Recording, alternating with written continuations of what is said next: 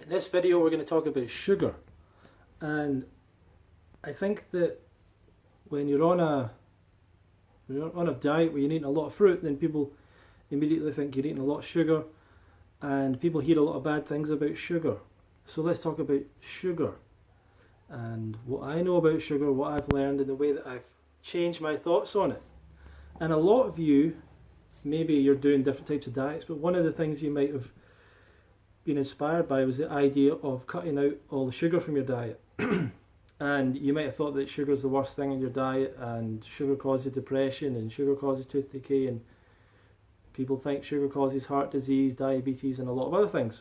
So they think that sugar is the big bad problem of life. And I thought this as well. So going back over 10 years ago now, I used to, when I was on a standard diet, I used to eat a lot of sugar, a lot of processed refined sugar. So a lot of mostly sweets, maybe chocolate, Coca-Cola, fizzy drinks, that kind of stuff. I ate a lot of that, consumed a lot of that. And really it was addictive to me, basically. And I had this thing where I would binge on it, and it would kind of make me feel, I don't know, whatever it made me feel, but then I would dramatically come down. I'd have a real down after it. So it makes you go really high and then you crash down. And I just thought this isn't a good thing. And I think at the time I saw some other stuff. At some point I watched the Robert Lustig thing about sugar. There's a very big video on YouTube, Robert Lustig talking about the problems with sugar. So a number of these things came together, and I started to try and give up sugar. And obviously I couldn't do it at first, and then years and years down the line I eventually gave up eating sugar 100%. So no refined sugar, so no sweets, no cakes, no anything. So I would look at everything, packets, and if there was sugar in it I wouldn't have it. And the only thing that I would have if it had sugar in it was something that was savoury. So if there was something that was like, I don't know, there was some kind of savoury product, some kind of meal, and it had a little bit of sugar in it, I just kind of thought, well, it's not enough or whatever. As long as it wasn't something overtly sugary or whatever, sometimes I would have that stuff. But generally I avoided all of that and went for sugar-free options. And the way that I really did that was I converted onto like diet soft drinks, and I'm trying to think, I looked for sugar-free things. So obviously fruit juices instead of juices with added sugar. What else? Different like bars and things that had no sugar. There was chocolate.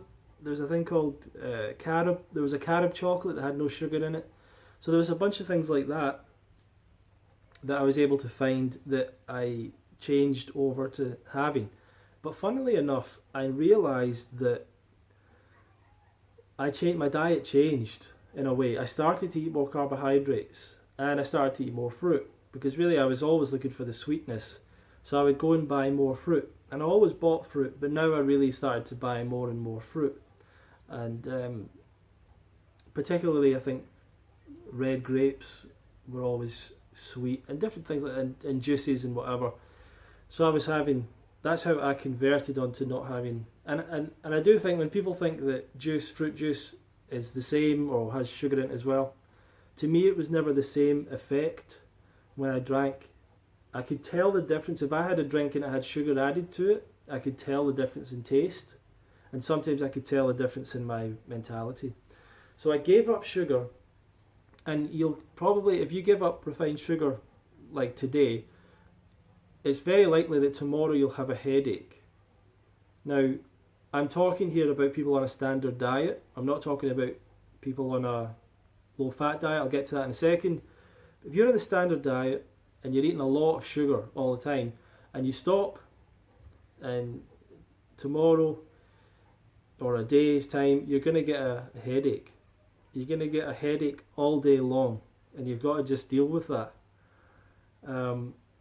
What you're also maybe going to get is signs and symptoms of detox, and your body kind of adapting to the fact that you're not constantly putting refined sugar into the system.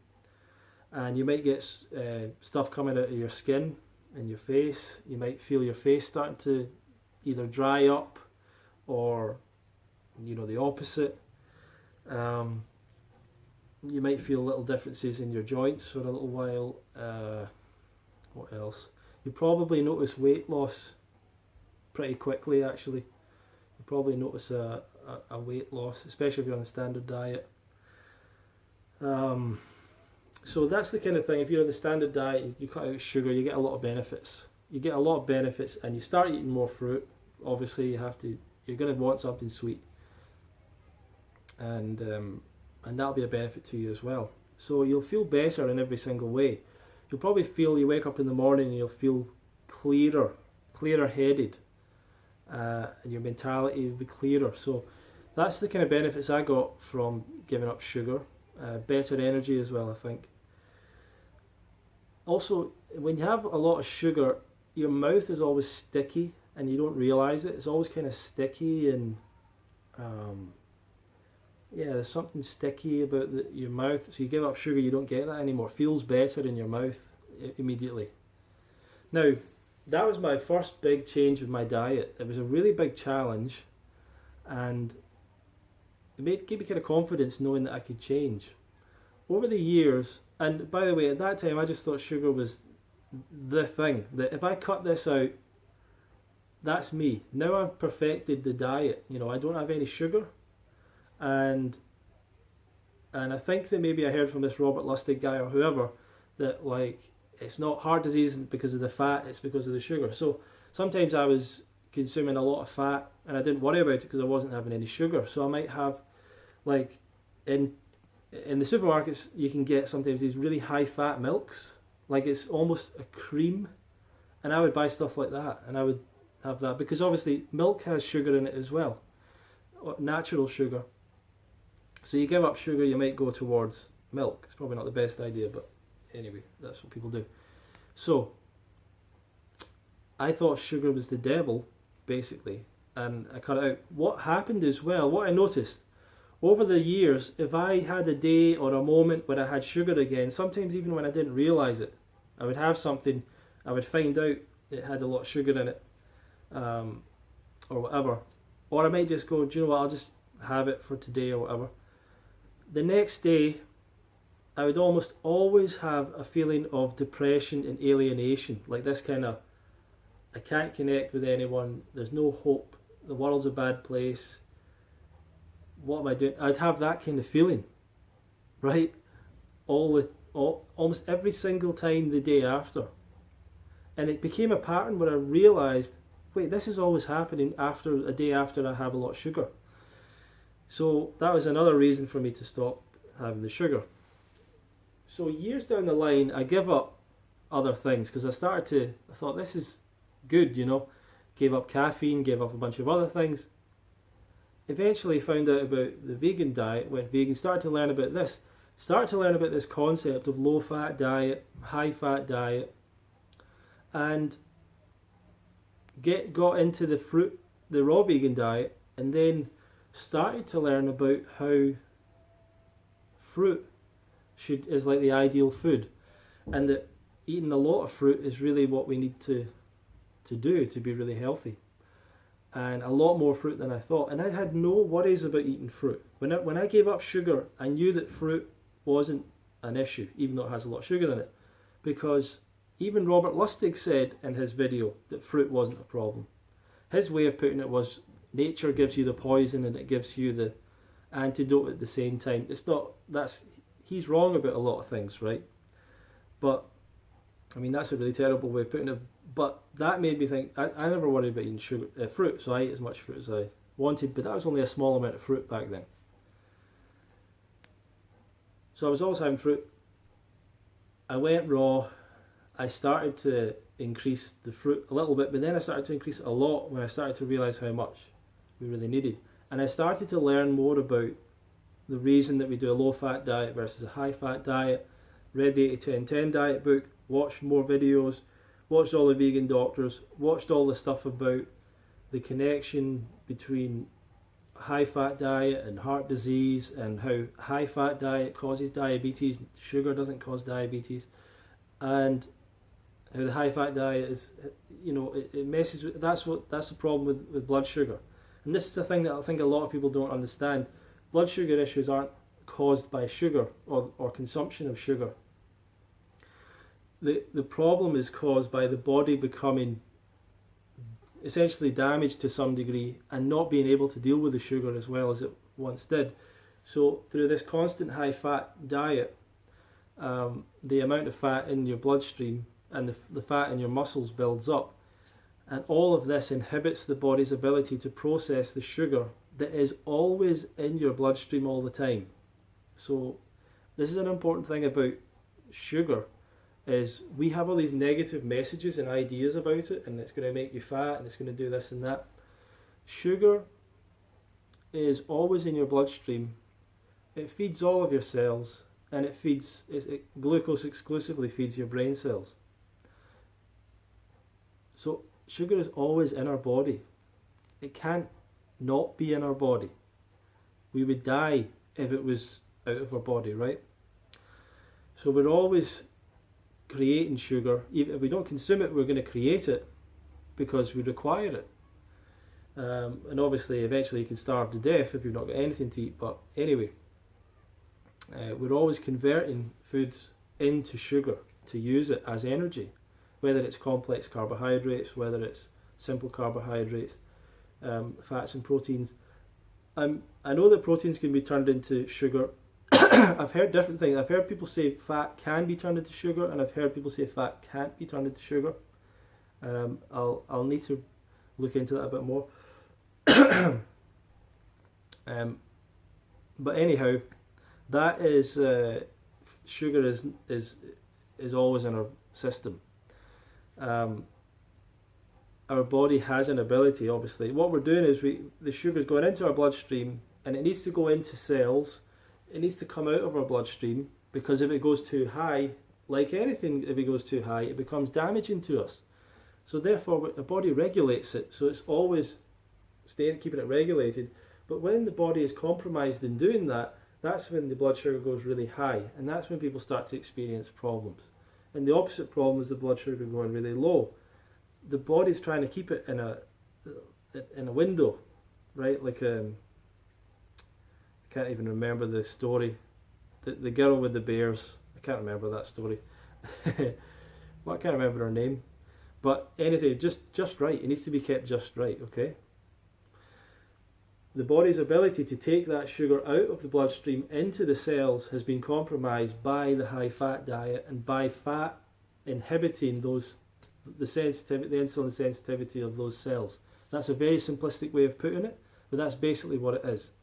When we then reduce the fat from a person's diet down to the correct level, which is about below 10% of calories for the optimal situation, what we find is the body eventually gets back its ability to process the sugar properly, and then sugar isn't as much of a problem. Now, so just to say, consuming sugar doesn't cause it, but if you are diabetic, then if you consume sugar, you are going to get obviously the very high blood sugar issue, which is why diabetics shouldn't take a lot of sugar. But that's only if you're not going to change your diet. So if you're not going to get all the fat out of your diet, all the animal products, all the stuff that's causing the problem, then you need to cut out the sugar.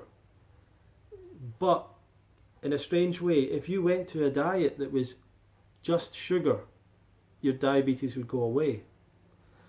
Your type 2 diabetes would go away. Literally, if it was just water and sugar. Sounds like for some of you, it probably sounds like the most damaging thing you could do. Literally, you would heal your diabetes because you get rid of the problem. It's the same with everything in life. You get rid of the problem, the cause of the problem, and the problem goes away. So if the cause of rust in your car or whatever is the exposure to, oxygen and water and what have you, Well, if you take all those substances away, then the rust isn't going to happen. It can't happen. It's just a process. You take away the cause. The same thing.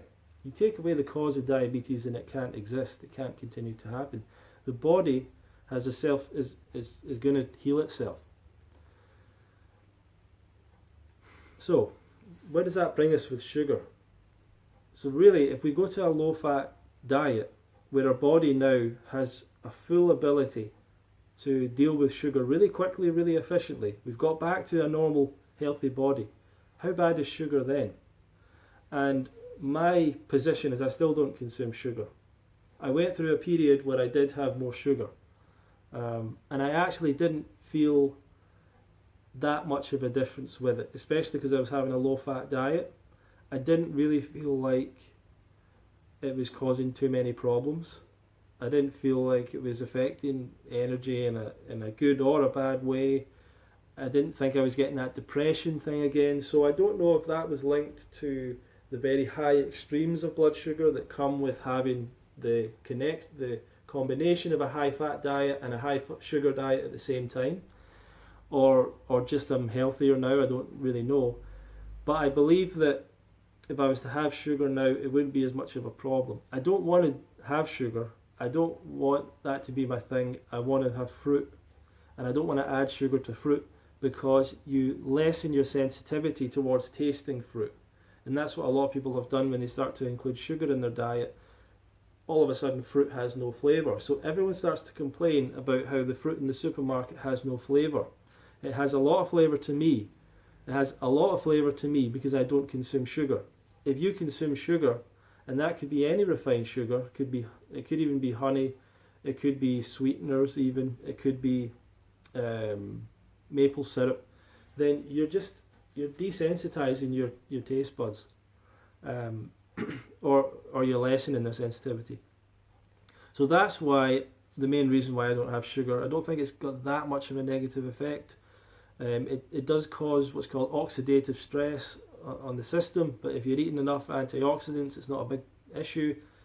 It does cause tooth decay if you're eating sugary sweets that stick in your mouth, that stick in your teeth. That is one of the main causes of tooth decay. But you don't seem to get that from fresh fruit. You will get the same thing from dried fruit. You can get tooth decay as well from dried fruit. So I don't see it as the number one thing. If someone comes to me to help with their diet and they say, well, I have sugar in my tea, I have milk in my tea, I have this and that, I have cheese and I have this and everything. Sugar's not the first thing that I want that person to give up. It's not the first thing at all. Now, back then that would have been my first piece of advice. For a lot of people it's still a great thing if they give up sugar. If they do nothing but give up sugar, they've still made a good step forward, because they'll start eating more fruit. But I would want the person to give up the things that are going to cause disease in a big way. Dairy, probably the first thing. Give up the milk. It's easy. Replace milk with plant milks. Experiment with replacing the cheese. Once again, there's different things you can replace that with. Replace meat with meat substitutes. Go to a lower fat diet. Cut out the processed food, add in more fruit, add in more vegetables. These are the main things. And then you might think about cutting out sugar. It's not the thing, I don't think it's the thing you first cut out, because it doesn't reduce your chance of getting heart disease. It doesn't reduce your chance of getting diabetes. It's not going to reduce your chance of getting a whole host of, it's not going to necessarily help you lose weight. And actually Coca-Cola was initially started as a weight loss product. Coca-Cola used to be marketed as a weight loss product because firstly they used to sell it in smaller amounts, but because it caused a sense of satisfaction. That's what sugar does. You consume sugar and you feel satisfied. So if someone was to think, man, I really want to go to KFC or something or get a big pizza, if they were to drink something with sugar in it, it's likely their desire to eat junk is going to go down a little bit. So you could technically say it could be used as a weight loss thing. But what people tend to do is they have the junk and then they have the sugar after it. That's what they tend to do. So this has been a long video, but I hope it kind of explains to you why, on my journey through to a healthier diet, although I completely agree with a lot of you, and I used to think how bad sugar was and how bad it was, I don't see it as being that bad anymore.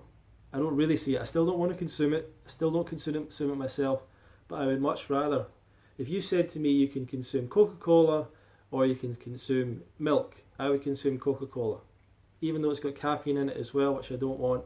But I know that milk causes disease. I know that it affects the body straight away in a bad way. So I don't want milk, and obviously the vegan thing as well. But from a health perspective, if you said Coke or beer, you know, I don't want to say Coke because I don't like the caffeine, so that's adding two things. But let's say some kind of Coke drink without the caffeine. So caffeine-free Coke with sugar, full sugar. I would always go for the sugary drink over something with fat in it, with something with animal products in it, from alcohol for sure. And what's funny is I remember putting a poll online where I said Coca-Cola or beer. You know, if you had to drink one of those, which one? Almost everyone said beer. I can't believe that people would put alcohol above, would drink alcohol before they drink sugar, before they drink Coca-Cola. I can't believe it. Like, oh, Coca-Cola is poison and all that. Alcohol is literally poison. Like, alcohol is literal, actual poison. Sugar is not poison at all. The worst thing about a can of Coca-Cola is the caffeine. 1000%. So I'm getting a phone call right now. So thanks for watching the video. I'll see you in the next video, and